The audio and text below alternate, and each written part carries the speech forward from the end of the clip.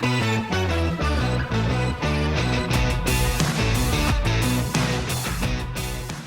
to episode 123 of the Hard Truth About B2B E-commerce. I'm your co-host, Isaiah Bollinger. Unfortunately, Tim is not with us, but we do have a guest I've been chasing for, I don't know, it's probably been like over a couple of years. He's a suitor, he's bona fide. Yes, he's been chasing me, ladies and gentlemen. He's always flying, but which I don't know how you do it. So we're gonna get into that because I go to one event and I'm like out for a month, it feels like. But before we get started, we got to pause for our sponsor slot. Balance is a B2B e-commerce payment solution that works well for you and for your buyers. It offers a seamless one-click checkout for almost any payment method, including ACH, wire, checks, cards, even terms. It's used by leaders in B2B e-commerce, and it's as easy as buying a shirt from Amazon. Check them out at getbalance.com. Book a session and tell them what your needs are. They are the first dedicated payment platform for B2B e-commerce, 100% tailored to your needs. Thanks again to our sponsor, Balance. Super excited to introduce Ben Marks. I think you said global director of market development of Shopware. Is that did I say that's that? If you put those four words together in a combination, and I'm going to accept it. I have to think about it for a moment before I tell anyone myself. So that's close enough. So Ben, I think most people in e-commerce know who you are just from your background. Really going back to Blue Acorn is where you started in e-commerce, right? Is that? I mean, kind of. Actually, it started even before that, but I'm going to have to get that put on a t-shirt. I think most people know me in e-commerce, so I could start wearing it around. All right, let me actually rephrase that. Most people that started in e-commerce in like the early 2010s probably know who you are. I think these new trendy Shopify people that started in like 2020, they might not know who you are. But they will if we do things well here at Shopware. Yes. So my start actually, it just happened. I didn't really mean to get into programming but that was how into e-commerce. I helped a guy, I built a wiring harness for an MR2, and he ended up going to work at a startup and was like, well, you did a wiring harness, you can build a website, right? And I said, yes. Spoiler, I could not. But I did, we did figure it out, and the startup failed, and I had to come back home, start tending bar. And in the meantime, a friend of mine said, well, hey, you're technical kind of. So my mom has a retail shop downtown Charleston, and she wants to sell seashells online, not down by the seashore. And so this was 2003. I grabbed a hot copy of OS Commerce, 1 dot something, maybe 1 dot something, and taught myself programming, which, if you were familiar with the code base back then, was it PHP? It was PHP, but it was like, in the early days of PHP, there wasn't even, there was no object orientation. Like there were no sort of the structures that you need to build a complex system in a way that is maintainable or upgradable. Like they just didn't exist, or only recently had come to exist. And but the project itself was not a commercially run project. It was a classic open source project. A collective got together and said, hey, let's kind of build this, and they built it in public, and then people just started contributing their integrations. I mean, this was all just freely available out there. So anyway, that was my start. And then over the years, I grabbed more. I did a little bit of tech work around town, and I would do websites, and then, occasionally pick up, the websites would have a commerce component. I worked for a local agency here that, it seemed like every 5th customer had some e-commerce component. So we'd use OS Commerce and kind of bang it into this customs and framework app that we had. And then that company started to go sideways, owing to a curious leader. But that brought me to the doorstep of Kevin Eichelberger, and I got to be his first employee at Blue Acorn. here in Charleston. And I was with him from '08 to I left in 2014. And so it went from the two of us in, '08 to about, I think it was about 60, 61 when I left. I didn't The realize team you and stayed there that long. For some reason, I thought it was much earlier than that. no, so I had a team of 19 developers under me. By the time I left, I mean, I think it was amazing to me. Like I was managing $1 million in payroll or something. But by that time, so starting in 2011, basically Blue Acorn rented me out to Magento to travel around. We do a week-long developer training course.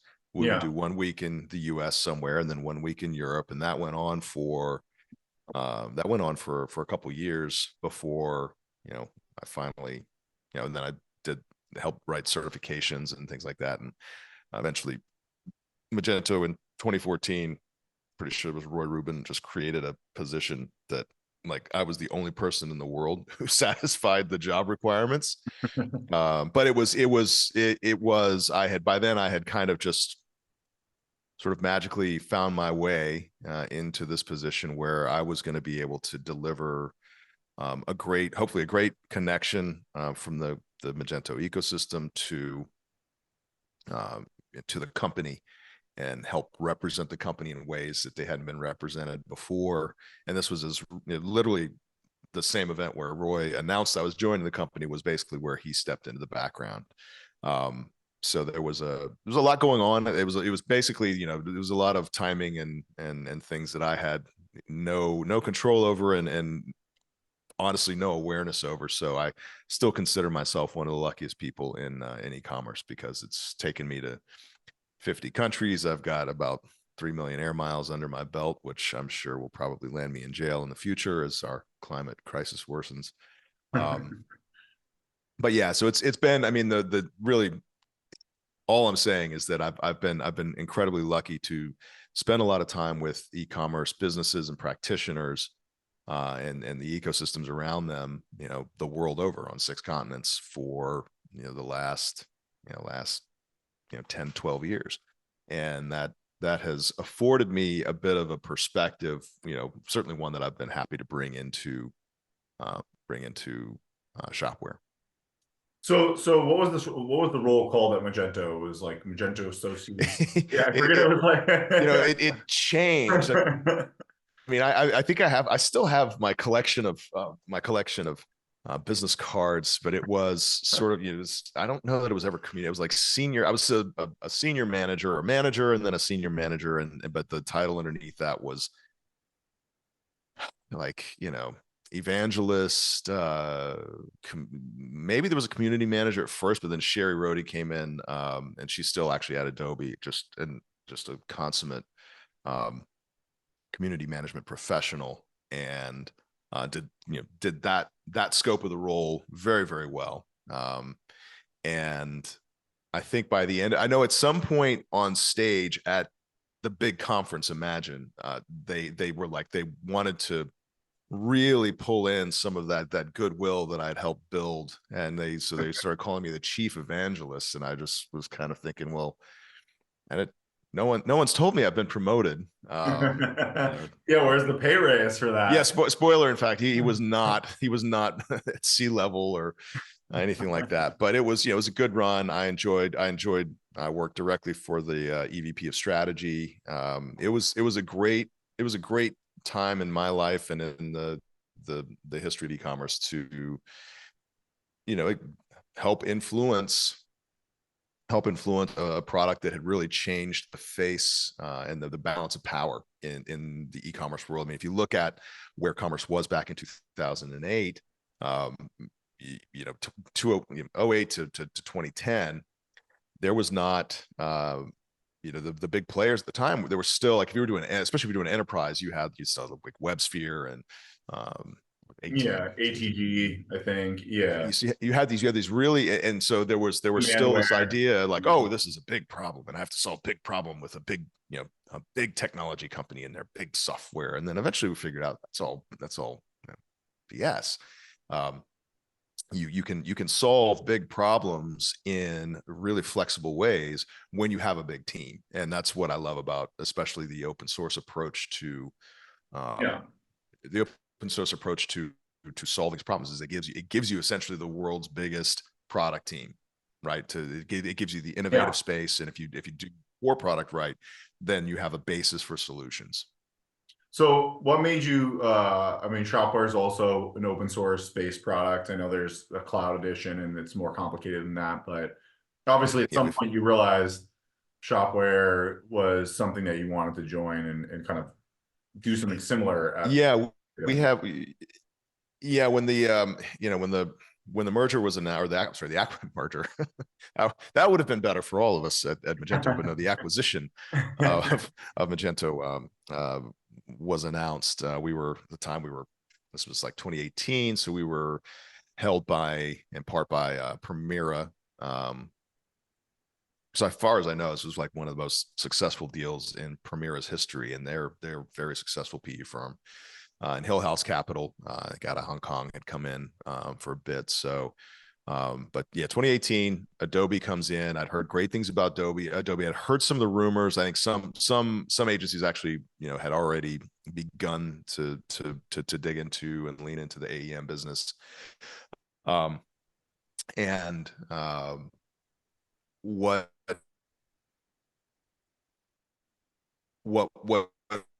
I knew at the time was that Adobe was a fantastic company to work for, and I still believe that's true. I mean, it helps that they do a great job of pricing that at that point. I have a note on that in a moment, but also I knew that at the time the relatively puny revenue of Magento at the time was going to be just a blip on the radar for when you look at what Adobe was, the volumes they were doing at the time, sort of predicting that within a few years the business would really be effectively the only enterprise, which enterprise e-commerce is a hell of a space to solve problems for. It's just not something that interested me. And then the sort of the very bureaucratic, and it can be very slow, the vendors, to be honest. And the vendors, the vendors that work in that space, you end up, it's like the dogs and their owners, they end up looking the same sometimes, and this was very much the case. It's like we started behaving more like an enterprise, and you knew the agencies were going to become, and so you knew the agencies are going to be the same usual suspects, right? Like far fewer deals, a lot less organic kind of flow, both at the at the enterprise level, and then just that sort of below the waterline stuff that holds up an ecosystem. And it wasn't as interesting to me. And then of course the pandemic happens, and that was we did a lot of interesting things. My job changed overnight. I was home for the first time in like 6 years, because I used to spend anywhere between 250 300 days a year on the road. Wow. And we did some meaningful work back then, actually some stuff that really helped keep the lights on.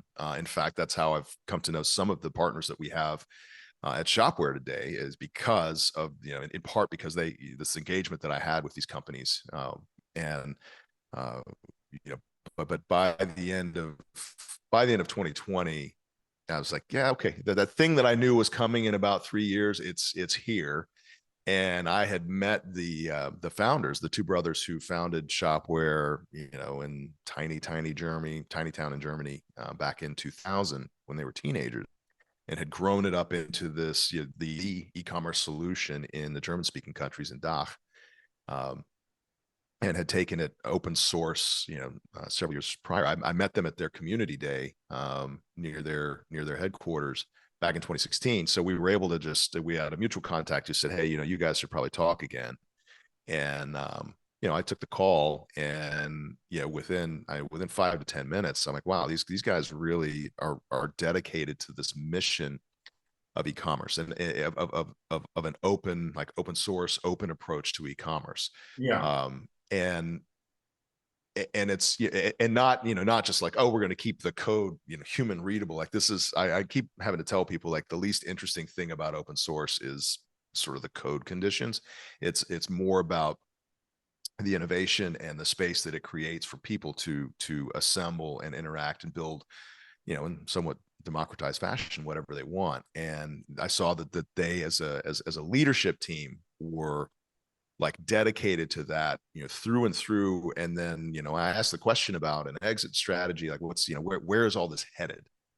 And, their goal was essentially like, well, we want this to continue, as long as it is relevant, and we will work to keep it relevant. And, our approach will work to keep that relevant. And we want to make sure that values the value that is gained from that is returned both to the employees and to the ecosystem. And I know we certainly answered internally. We've answered the question about, having, giving people, letting people have a stake in the business.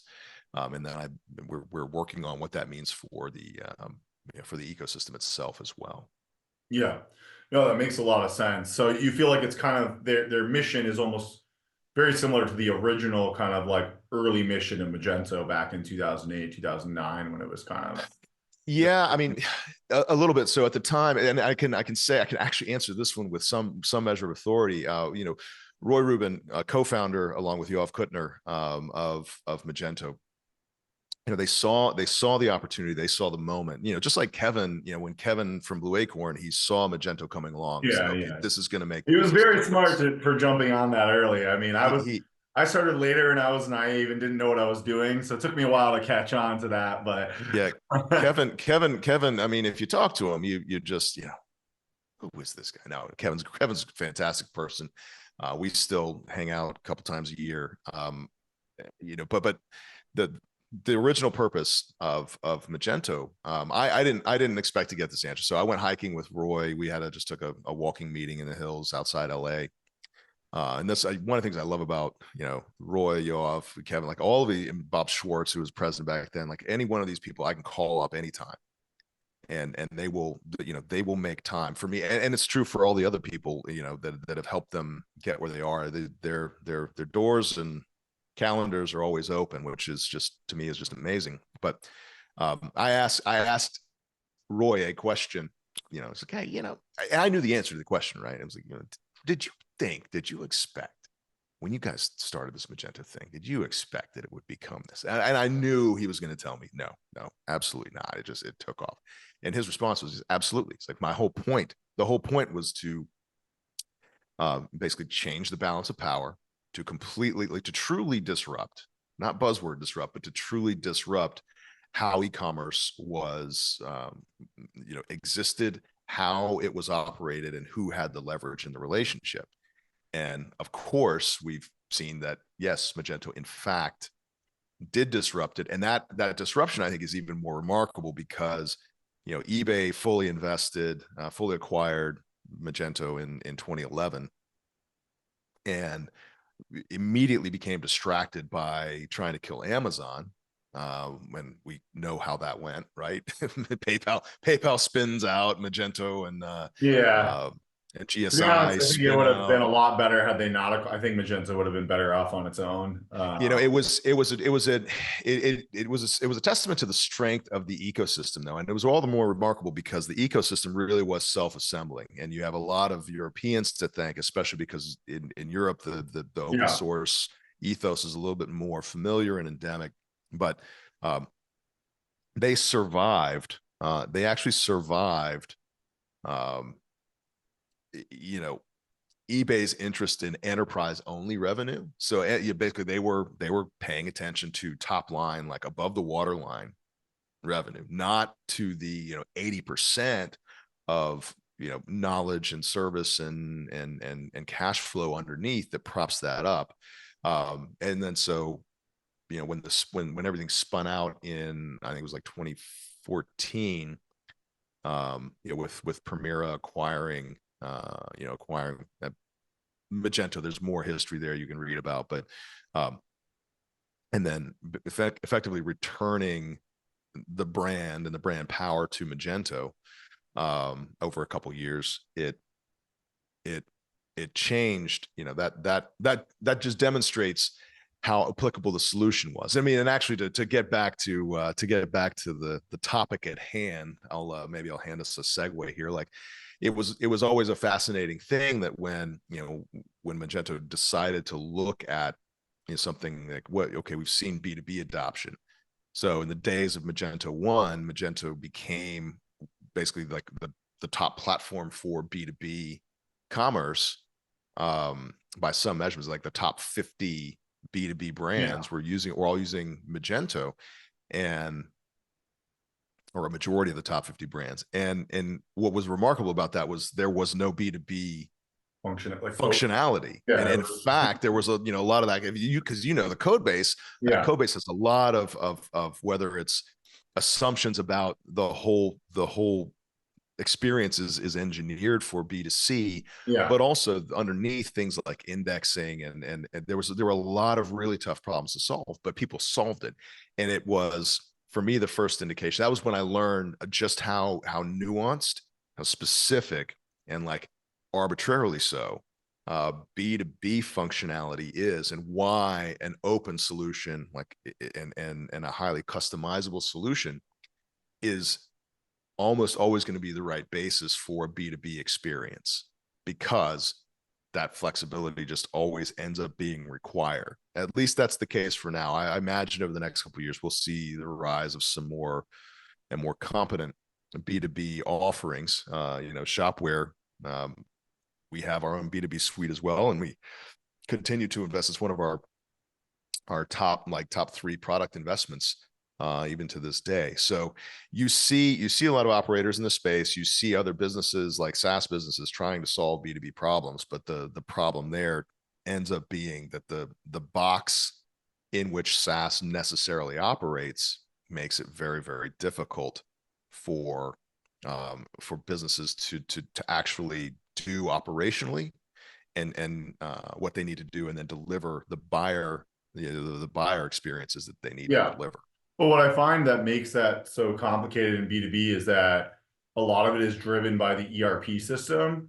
And so, or, maybe not just maybe the ERP in multiple systems, but so they have these back office systems that are so critical, and they operate so differently than e-commerce does. A lot of them have pricing algorithms, they don't actually have, I think people just assume pricing. It's like, no, some of these systems, pricing is very complicated, unbelievably. We work with this Infor partner. They've been doing Infor their entire careers, and this guy's one of the smartest guys, service provider, agency for Infor essentially. They build products for Infor as well, and he's been trying to recreate the pricing algorithm, it kind of almost like a variation of it to cache the data, and he's like, it's almost impossible to figure out because it's so complicated. And no one actually knows it, how it works. And that's an interesting, I know we've kind of I've jumped us forward a bit, but it's an interesting moment when you have this I don't know if it's the next generation or for even a couple generations down from these, when you saw these ERP solutions, e-commerce solutions, PIM, warehouse management, order management. You have all these different systems, and then you have the customer engagement platforms that Bloomreach and 15 years ago, customer engagement meant you had a cron job that is pulling in a template and looking at some conditions and firing off some kind of email, abandoned cart email or something like that. Or hey, it's been a month since we've seen you last. Come buy more shit. It's all of these systems, the systems that have survived until today. You could argue about how many iterations they've gone through. I know my friends over at .mailer and then .digital have that platform, and their perspective, their scope has massively expanded, and all these systems have massively expanded their scope and start to elbow into each other's space with hey, no, I want to be crossing over. That's the problem. It's I think that we really put a lot of thought into architecture, because really, if you think about what our job is to help companies think about how they should leverage all these solutions, right? And Yeah.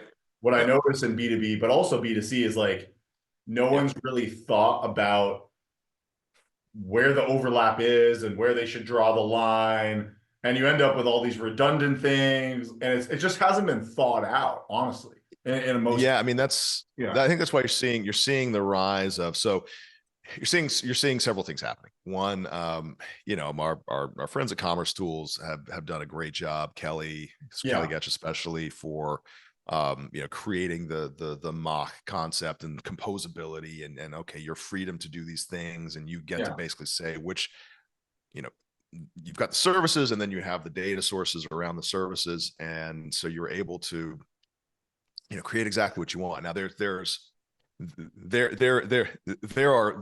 are conditions, there are bounding conditions there. Like you're not a $2 million merchant and you're going to build a full mock solution. It's just it could cost that much just to build it out. So and probably that's going to be solving problems at that scale that you don't have. But what we're seeing is the rise of integration platforms. It's like iPaaS. So you have for the longest time, the e-commerce applications, the e-commerce part of a merchant stack was the center of the universe. This is where all of the each of the systems are essentially having to kowtow to the e-commerce. So even when a system is a system of record, you had all this work around making sure, okay, these systems are agreeing, and then when something's changing here, it's updating here.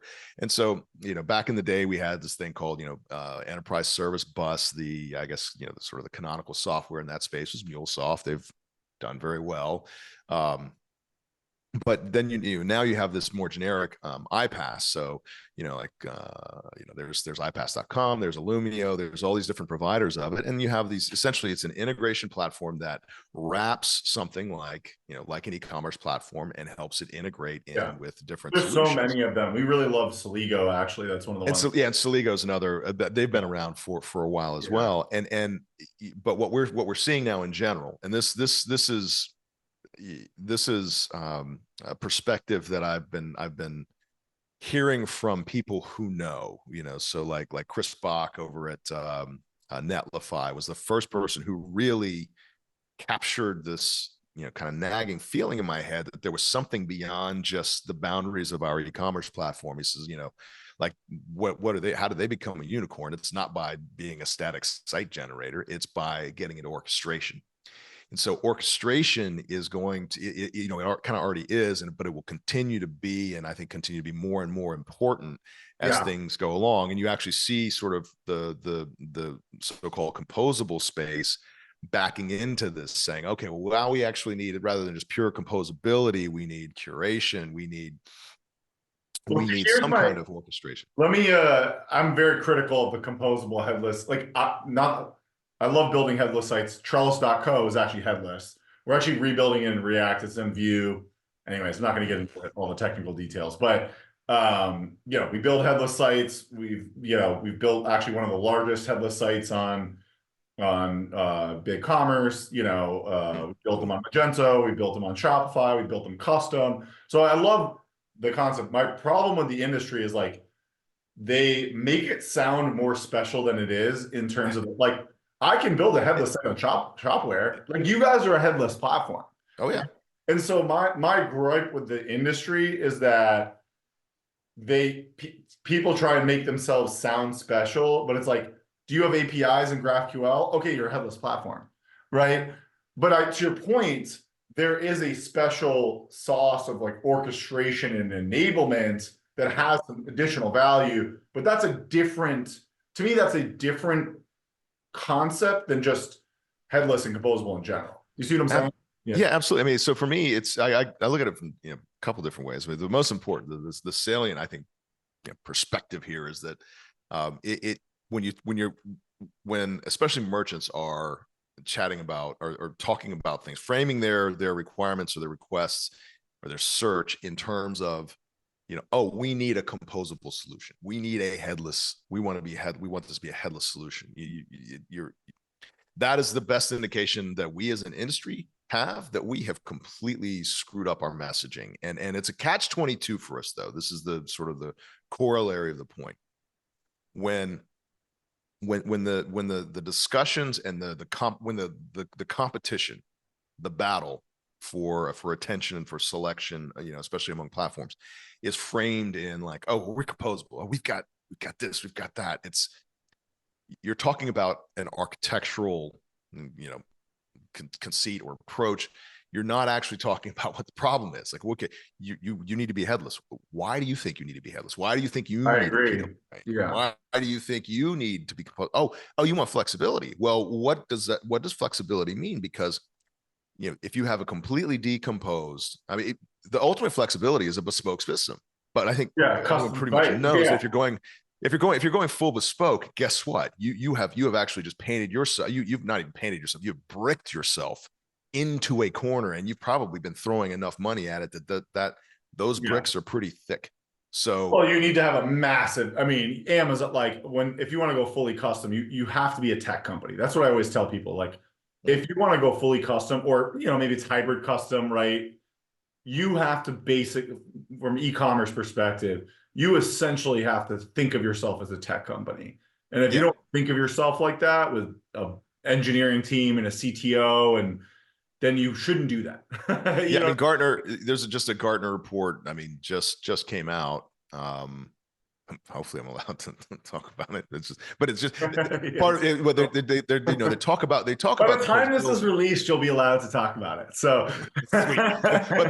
but it's not like I'm not talking about the results of their Magic Quadrant. No, it's actually addressing composability, because like over at Gartner, they've been big fans of composability, and actually, it might even be a force. I don't know who it is, but anyway, one of those big analysts that everyone seems to pay attention to and try and make buying decisions off of, because if you're going the composable route, you need I think the specific language uses a pro coding team. Like, you need, whether that's an internal, an in-house team, or you're working with an agency.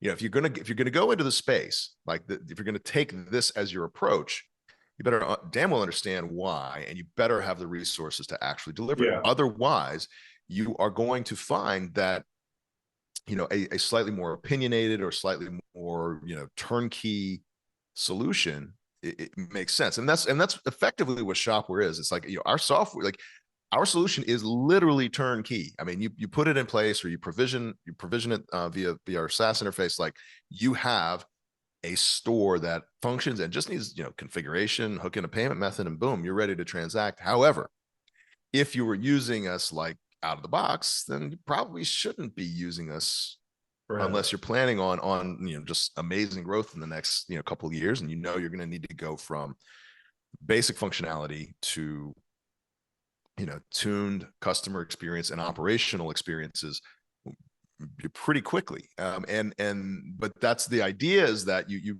want a fully curated solution out of the box, but you want to be able to change those opinions and substitute it in your own, and then have the integrations that you need in order to deliver. Again, it's not just about the customer journey. It's also about what can you do operationally. That's where I think a lot of platforms like us, can even get it wrong, is we fail to point out, like, we're gonna tune the back office functions so much so that basically anyone involved in the operation of the store is going to have exactly the functionality that they need to have access to, with the least amount of friction and the most amount of possibility to expand as time goes on. And it's quite a balance to strike, and it's and we have a pretty wide swath of our ideal customer profile. It goes fairly low and it goes fairly high up into the mid-market. So I'm talking about, depends, but give or take, anywhere from 5 to 10 million at the low end, up to 250, 500 million at the top end, and beyond. I know we've got some billion-dollar online revenue customers in Europe, but that's our sweet spot, and that's a tough sweet spot to serve, unless you and the lower you go on that continuum, the lower revenue you go to, the more and more they're going to want that curated, because that's less that they have to build. You need almost more of that. I'm curious to learn more about your SaaS offering, or SaaS, what's that like? Because I know you guys are open source, and so Yeah. You host it. You kind of sign up for like a subscription, I assume. What's like the maintainability, and Yeah. what does it look like in terms of like So SaaS-ish, right? So there's really, yeah. we have, depending on your familiarity with the terms, we have SaaS and we have PaaS, right? So we have software as a service, we have platform as a service. Now, the Shopware, so at the core of anything Shopware, and so there's actually a couple of other another dimension, which is the functionality. So you have our community edition, free, open source, like free as in beer. Like the code is out there, you can grab it on GitHub, do what you want with it. And there's an amazing level of functionality, and we regularly, and for me somewhat frustratingly, and I'm the open source person, I hear once a week about some $100+ million merchant on our community edition, right? We have ways, it's important that we get value for what we put out there. And of course we have rev share from our integration, our tech partners that help us derive some value from that. That's a longer tail value from that, that customer of Shopware. I say customer, not in the cloud sense, because we don't really have a direct relation.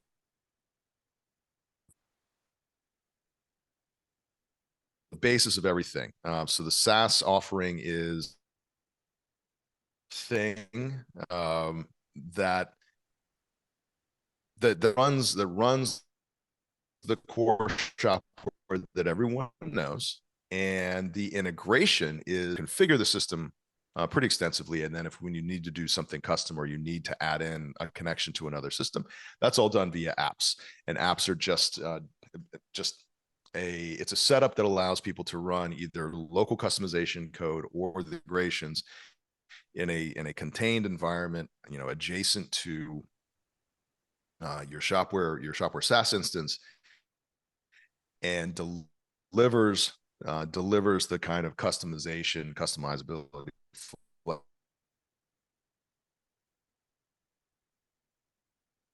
you expect, having like the total guardrails of SaaS. And there, we're maintaining all of that Shopware code base, and we can do that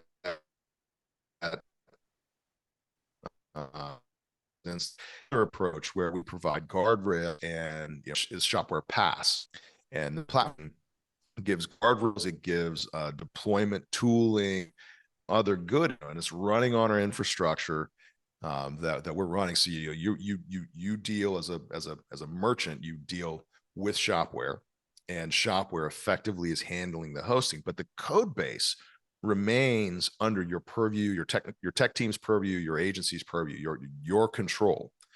So give a little more, a little more power, a little more flexibility, the ability to have the customizations actually there present, in the file system using the PHP API rather than the web API. Can also similar to like Adobe Commerce API. Cloud. Apps can work. Quite similar indeed. So it's that, and then but the bulk of our installation they're still self-managed. So people, businesses with it's either the merchant or the host, hosting providers who generally operate on a regional level, and they provide they essentially do the same thing that the platform offering does, providing the deployment mechanics and debug tooling and all that other fun stuff, and that has been how things have happened in the past, because the SaaS innovation and the PaaS innovation at Shopware are relatively recent arrivals. But we are seeing, of course, over time, as we get new logos, we're seeing increased adoption of especially the PaaS version of Shopware. And the other dimension, really, of course, is that we have.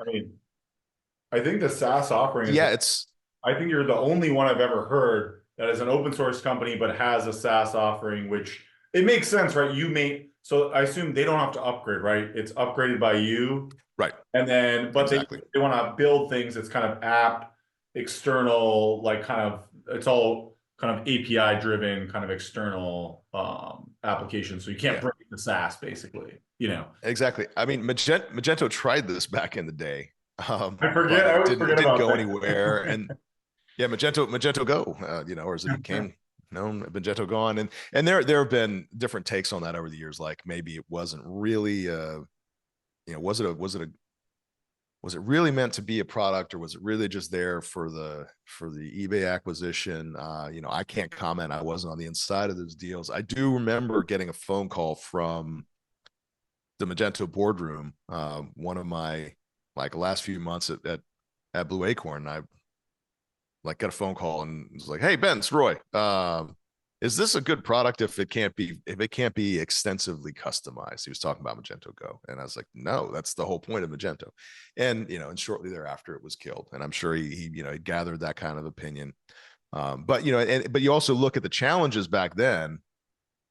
You know, so if you look in like the early 2010s, cloud computing was becoming a much more known thing. People were more and more comfortable, you know, building, you know, putting their stuff on, you know, not on their own hardware in a data center somewhere. And the idea of what was possible with distributed commodity computing, that discipline and that perspective was growing. So that over time has really helped. So just not, I'm not totally, you know, poo-pooing what happened with Magento Go. It just probably was an idea a little bit too early. Yeah. Because back then you really needed to be one or the other. And the canonical example there is Shopify, right? Because they started as SaaS, they Yeah. remain as SaaS. They do what they can to become more and more flexible, more and more open to extension.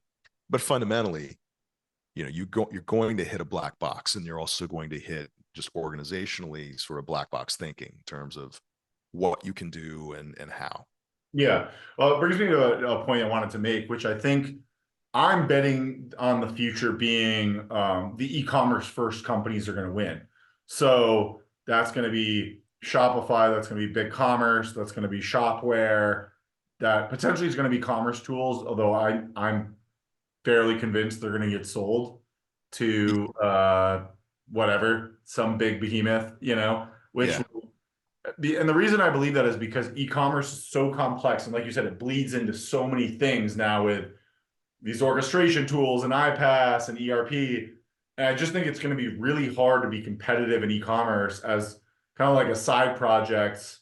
You know, that's a little bit of an unfair, you know, I'm downplaying like a Salesforce or Adobe, but I think it's hard to be competitive, and it's 2% of your revenue or whatever. You know, I mean, Yeah, I mean, you know, for Adobe, I mean, you have to look, regardless of what you think about the product, the approach, everything. Like, yeah, exactly. You have to look at, okay, how much is this? How much does the Adobe Commerce business influence the bottom line and influence their deals and deal flow? I mean, it's, I would argue that AEM, the, you know, experience manager, like the data apparatus and the facilitation of engagement and understanding and insight into your audience, that's the big value prop. You know, in the silo of Adobe, where Adobe Commerce lives. And you know, Magento, the product has been, I mean, it is no longer, like, no new features are being developed for Magento. If you have to be on Adobe Commerce, and then they're strangling the monolith and replacing features with hosted features, that you're gonna, you know, further kind of, like Adobe you know, Sensei, and yeah, like they're bringing yeah. I mean, and again, I'm not making a value statement here. This is just, you know, this is just the reality of things. And if you look at all of the Magento releases going back for the last year or more, you know, yes, there are regular releases. They are all security or performance updates. There's no new functionality. Now, the Magento ecosystem, being the resilient little, you know, Huck Finn that it is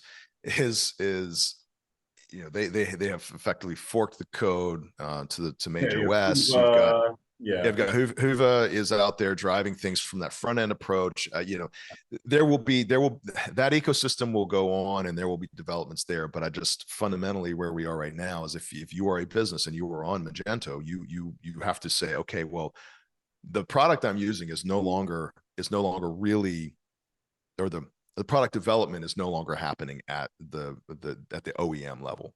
Any innovation coming in, you're going to have to pull. I mean, honestly, for our customers, we only sell net new Adobe Commerce. I don't sell open source because yeah.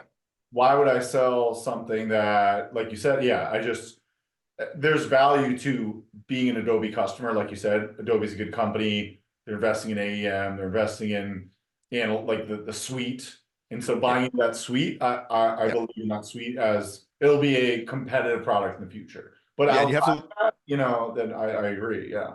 I mean, if you look at the real value for the Adobe Commerce world is having being big enough that you have the big kind of problems that things like, Target and probably showing the age, I don't know. Analytics, Target analytics, AEM, that those solve big problems.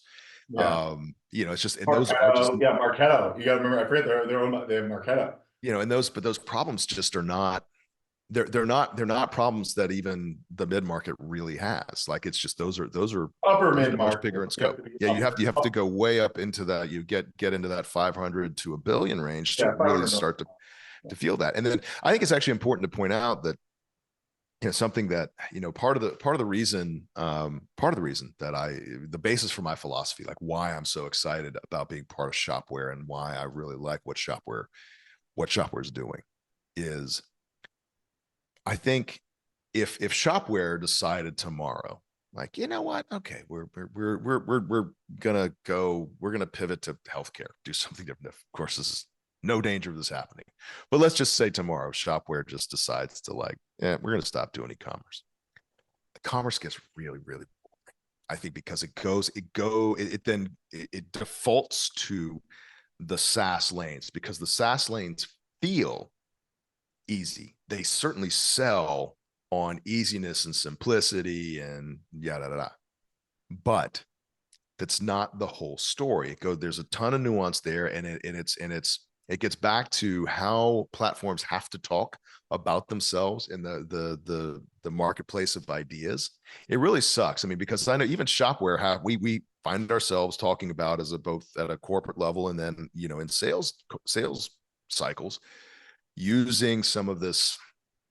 We have to effectively engage the buzzword stuff, because if you don't, then you don't even get the opportunity. Now, what you have to do is you have to know yourself well enough that you can help educate the buyer as quickly and as not insultingly as you can. Again, it goes back to those things like, I need PWA. Why do you need PWA? Oh, because of this. Well, okay. Well, this is actually probably, let's go back to actual requirements that are actually distinct for your business. And it's the same kind of problem. Like, why do these platforms not put their pricing out there? Or when they do, it's never anywhere near the full price, because you kind of need to have the conversation. You have to get into it. This whole business is a series. It's multiple layers of questions that can only be answered with "it depends." Right? We can never answer anything. Well, that's why I think holistically. That's what I think is I think the SaaS companies are doing a good, they're doing a service and they're helping the e-commerce industry, but they're also hurting the e-commerce industry. And here's what I would say is, to your point, is they're making it easier. They're getting more adoption. They're making everyone use e-commerce more, right? Which is good. But on the bad side, they're oversimplifying the problem and they're making it seem easier than it is. Yeah. But when you really get into it, it's like, okay, you have your SaaS platform, then you have, Klaviyo, then you have, you have 40 apps that all have a SaaS fee. Then you're like, oh shit, I got to integrate to NetSuite, or I need order management. Yeah. You start the complexity inevitably happens over time. Yep. And you have to embrace it to some extent. You can try and stay simple, but at a certain level, like you can't stay simple forever, you know, when you. And that's why it's so critical. I mean, regardless of, you know, as a merchant or as a brand, you know, your problem domain in the e-commerce space, regardless of how much you do, where you do, it's so critical to keep an eye on complexity, keep an eye on standards, keep an eye on everyone who's taking a cut of what you're doing. And I think it's no business, you know, on a timeline of more than a year, no merchant or brand is immune from the risk of you know, effect of understanding or misunderstanding their effective total cost of ownership, and especially one of the more insidious components of total cost of ownership is opportunity cost. What is the opportunity cost of continuing to do things the way I've been doing them? Doesn't mean you should change, but it just means you damn well better know, okay, every dollar I'm putting in, I've used this metaphor, but like every dollar that's put in, you know, I had a car growing up, and at some point, the money I put in to maintain that vehicle every month, it gets to be more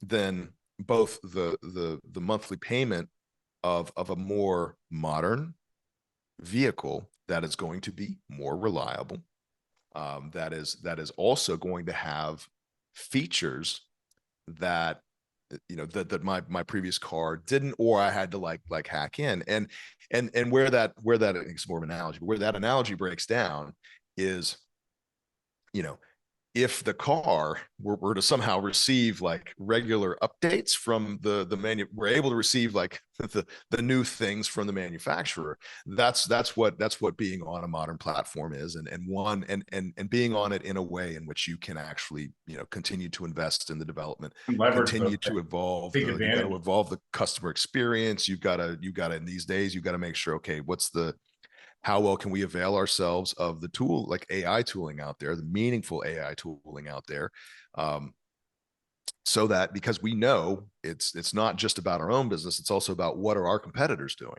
and are they it set up in a way where they can take advantage Well, that's of what really new features.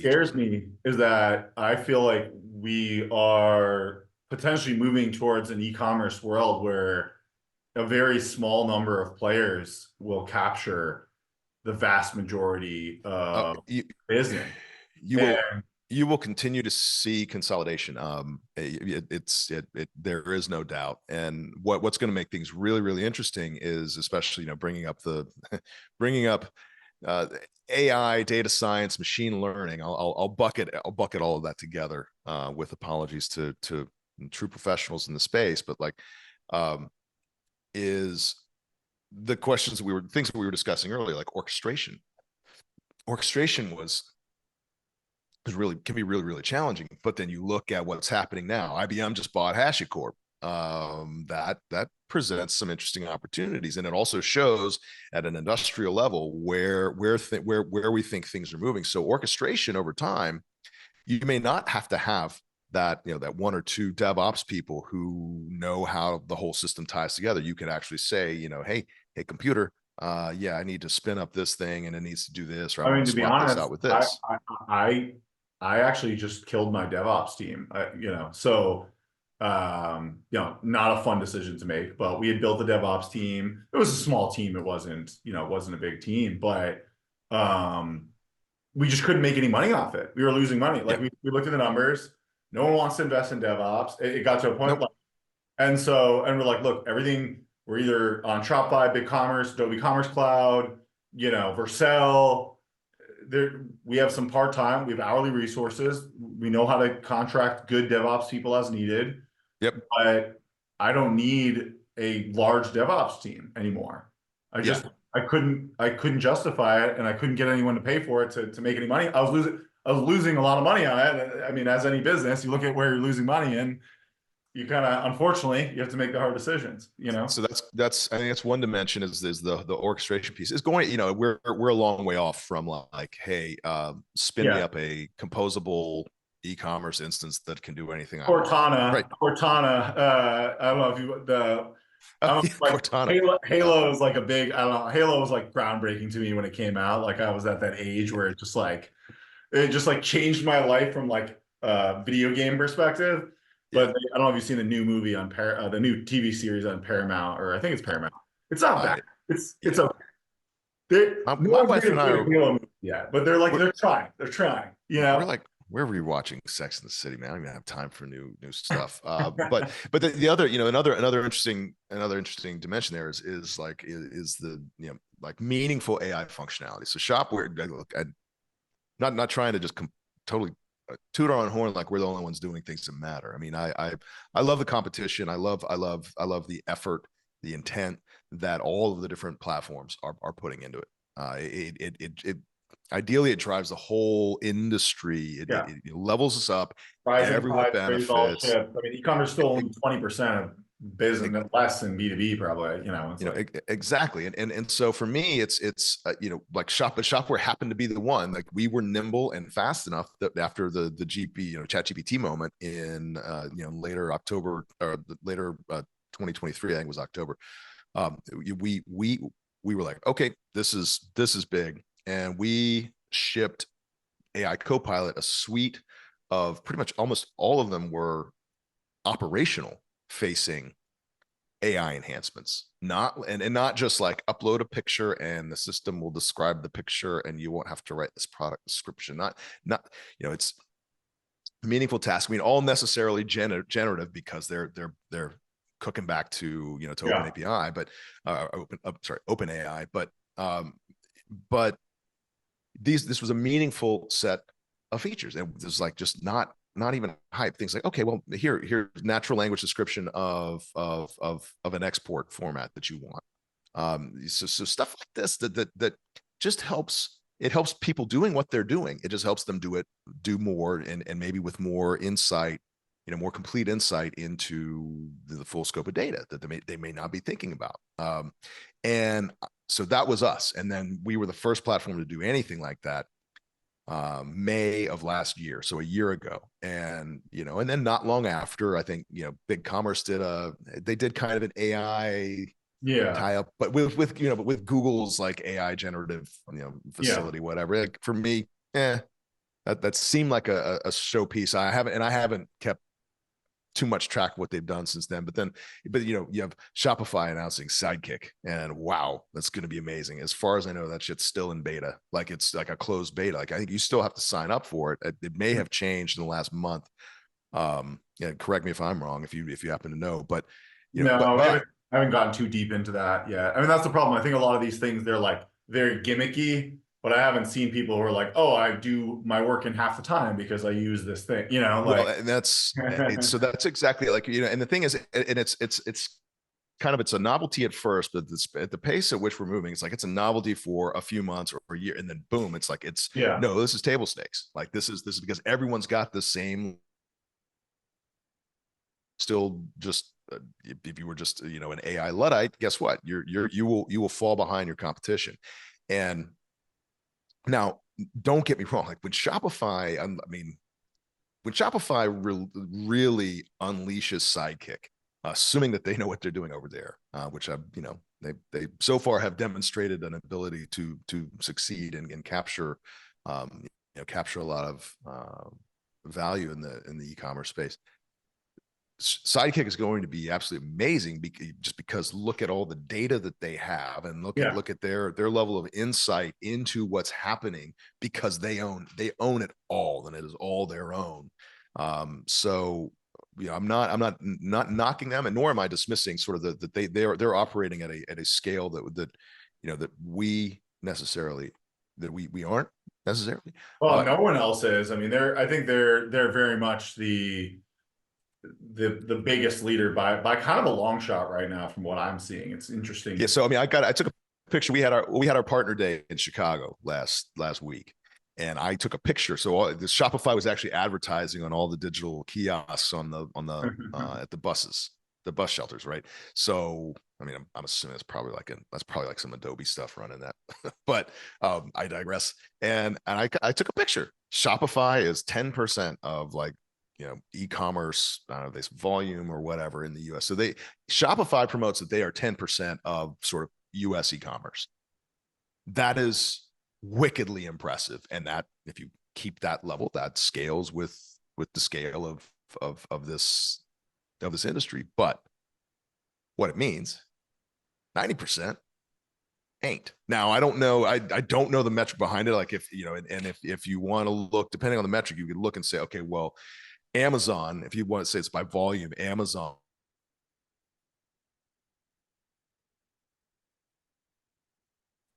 has the next or the largest piece.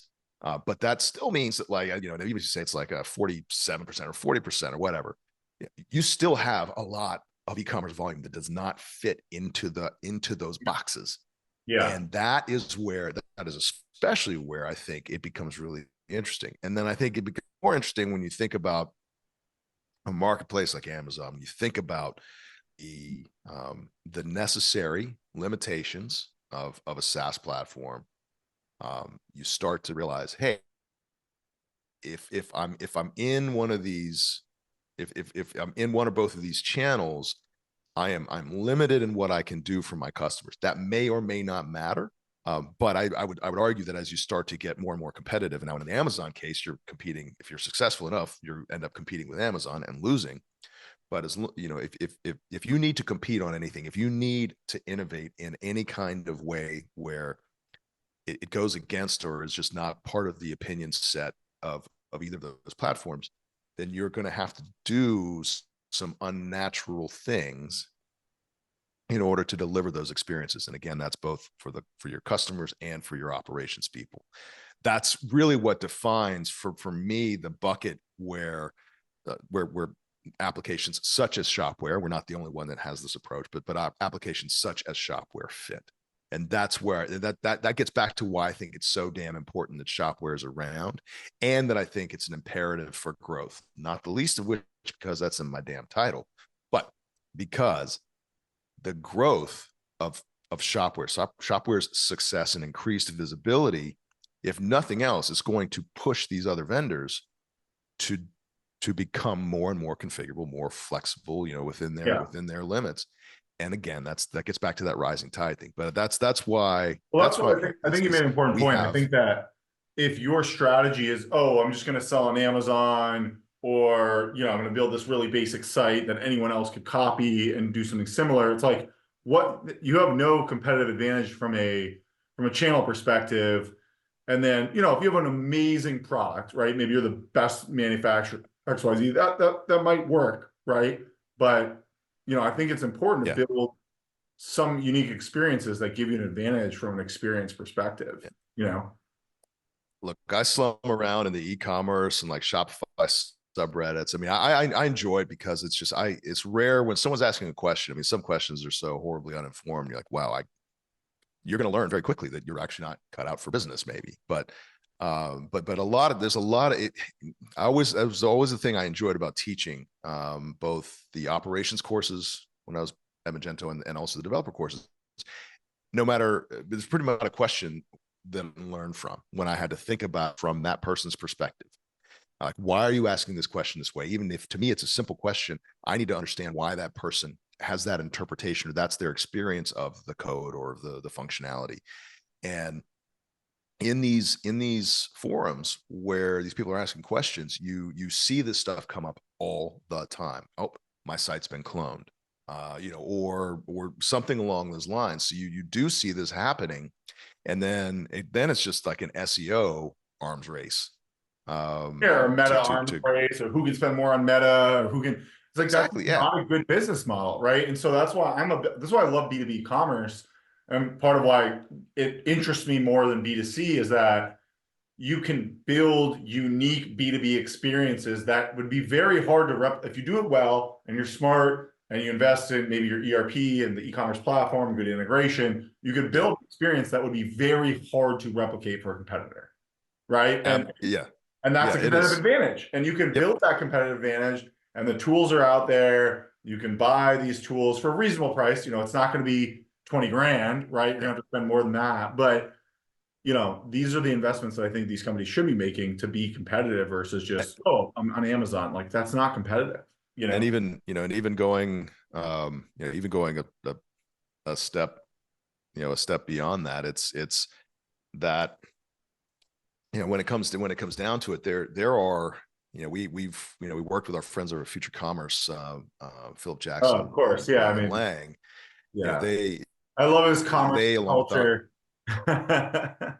yeah, it's such a again, and that's another, if you don't pay attention to those folks, they put out a lot of really good thinking, and even if you don't agree with it, it'll help you, I think, refine your understanding of the space. But they, especially along with our president here in the U.S., Jason Nias, come up with this concept of the flyover states of e-commerce, right? And then we brought in Rick Watson, and we've really dug into this, and it turns out there are all these businesses, there are all these mid-market, $100 million, $200, $300 million businesses operating, and maybe been operating for years, and no one knows about them, no one markets to them because they're not Nike, they don't have that big impressive logo, but like their stuff is all over your house. You may not even see their logo because it's a component inside something else, but these businesses are the ones that are making, the things in your house, or the industry behind the things that get into your house, possible.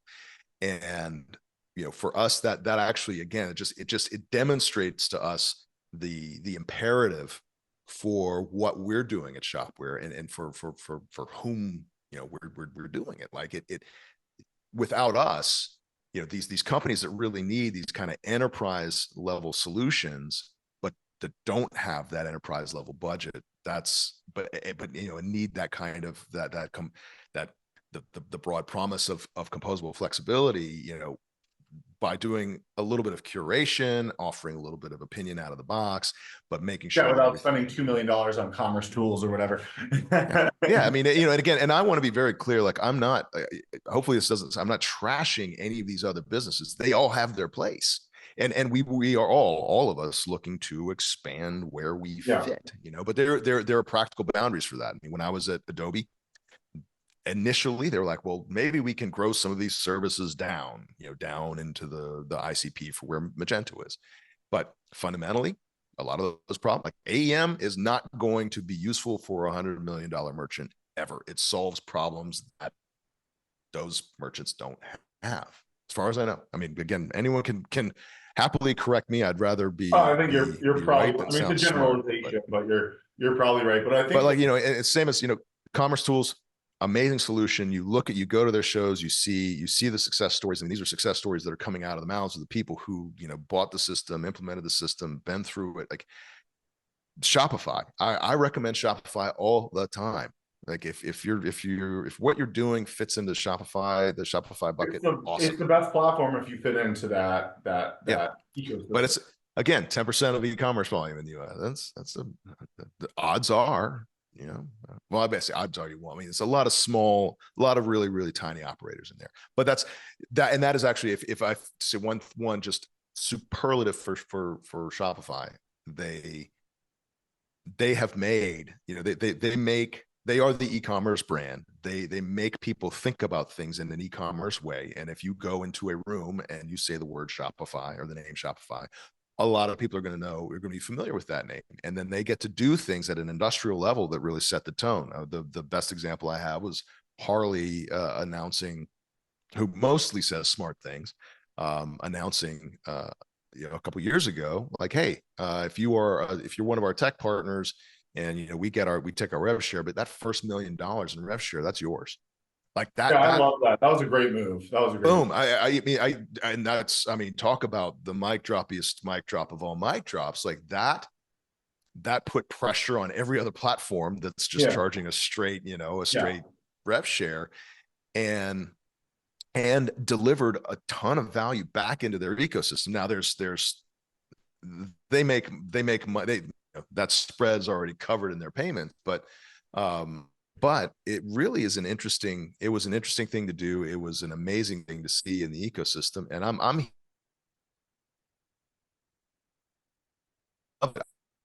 I love forms can value beyond just sort of delivering their product, but deliver value back into the ecosystems, the communities that support them, that's going to be a win. That's going to be a win for everyone. So we're coming to the end of time here, but I want to make one point and kind of hear your thoughts on it. I think particularly distributors, like that story of that $100 million company, they're often distributors, right? Oh yeah. They're $100 million whatever distributor. I think they really need to get their act together with e-commerce because Yeah. they don't make the product. They don't control the product at the manufacturing level. They also, don't have great margins. And Yeah. then call me up for price or call me up to order. Like that's not a competitive advantage. And I think if they don't start making e-commerce their competitive advantage, like a curated B2B experience, like I can go buy the best supplies, with what I need. Tenuous. It, Tenuous. they they're the most. They need to rapidly take e-commerce seriously. I think they're the most ripe for disruption in e-commerce of any industry. I like where your head's at, and and I, as much as and I think just on principle, Shopware could be a good solution. One of the great things about working for Shopware is we will actively disqualify a lead, like we qualify a lead. We want to avoid a situation where merchant, want to make sure the merchant understands their problem. We want to make sure that they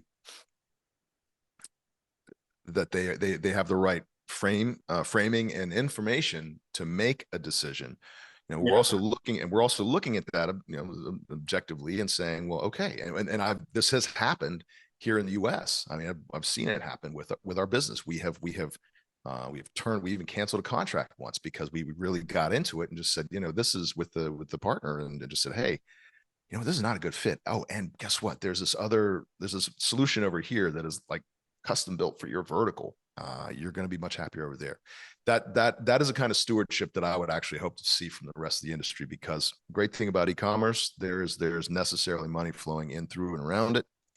And the better we are at understanding ourselves and getting Unfortunately, it's hard to do that when you're a public company, but or you don't see that as often because they're trying to hit their quarterly numbers. But it's a balancing act. Of course I get to say all of this from the luxury of someone who does not have a direct sales KPI. Yeah, but to your point about distributors, I mean, I really think that they need to get their act together. And I think the reason they struggle with e-commerce is because you do need to make some fairly large upfront investments. And what I find with a lot of distributors is they've never invested a lot in technology.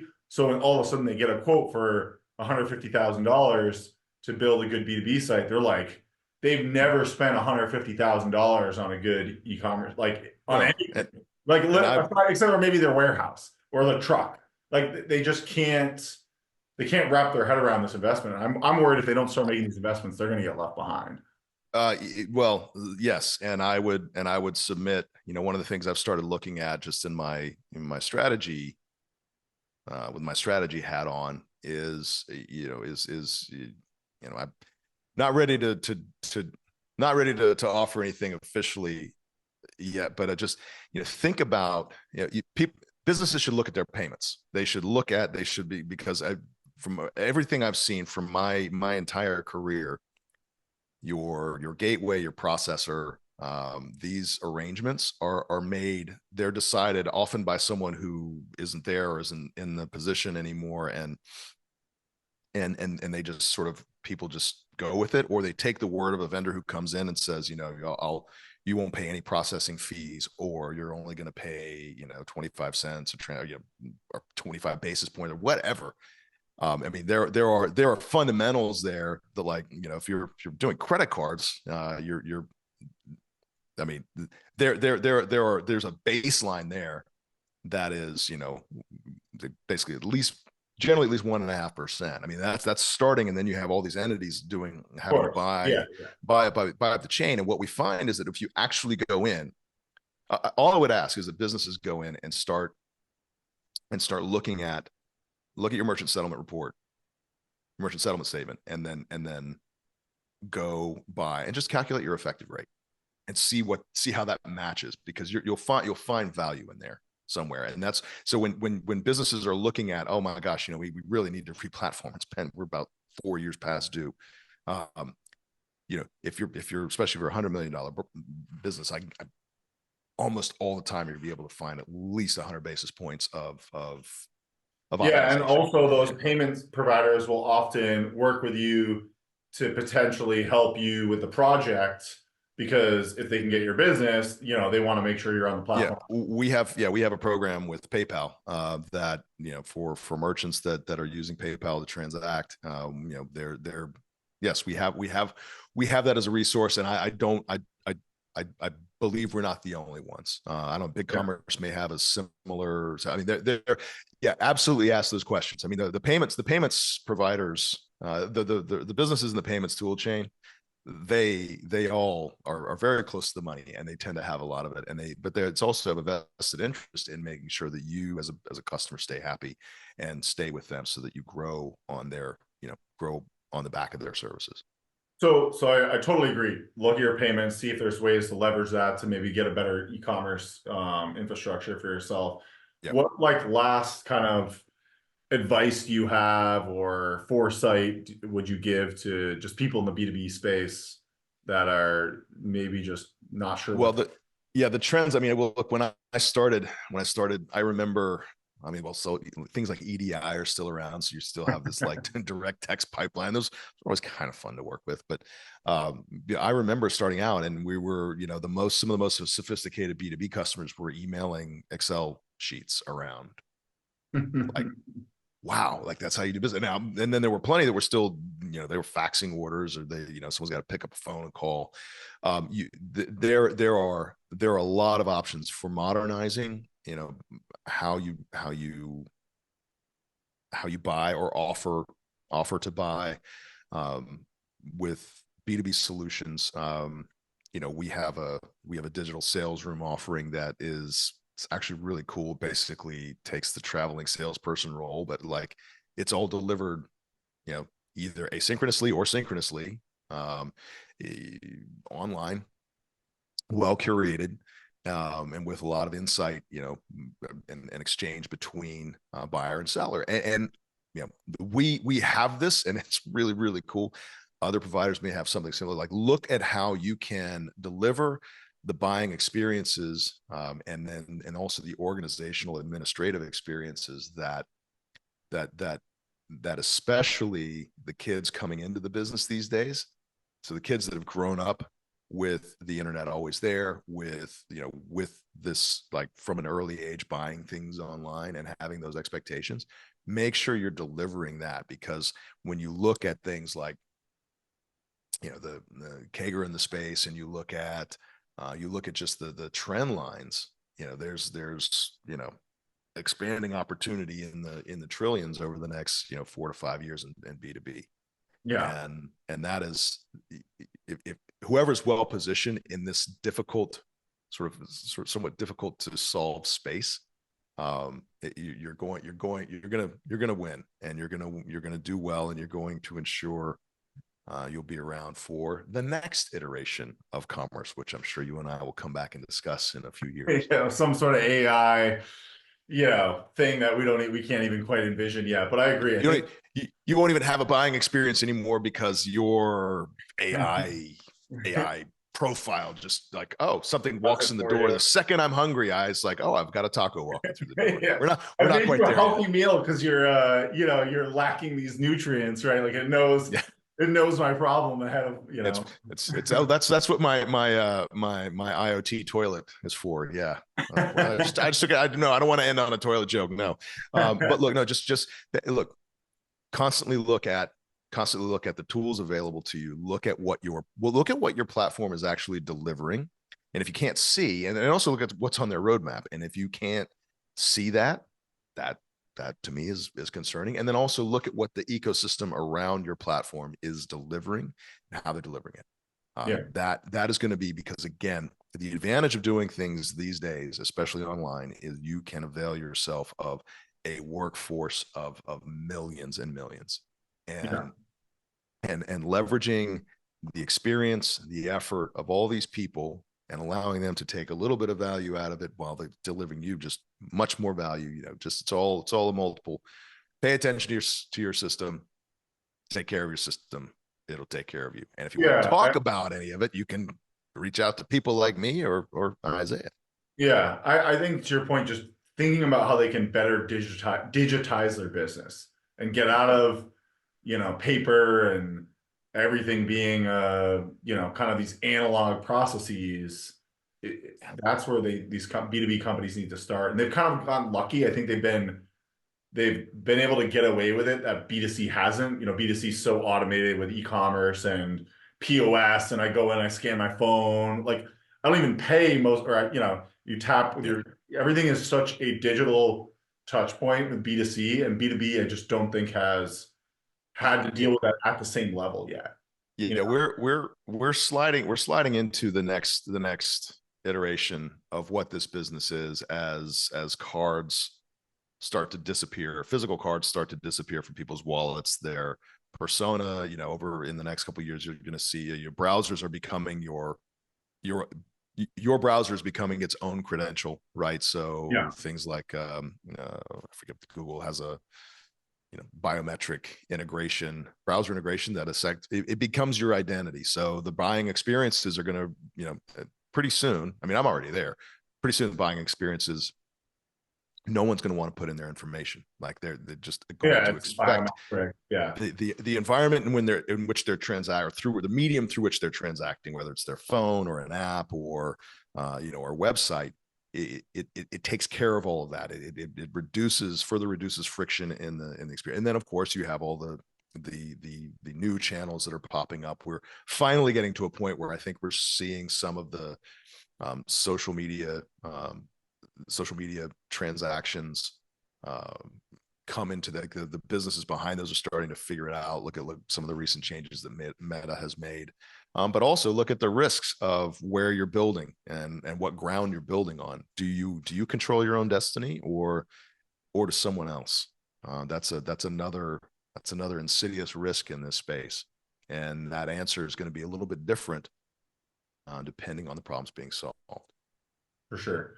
All right, Ben. Well, thank you so much. We went a little over, but I think it was well worth it. And I'm gonna have to figure out how to title this because there's gonna be so many words I want to put in, but I'll make it happen.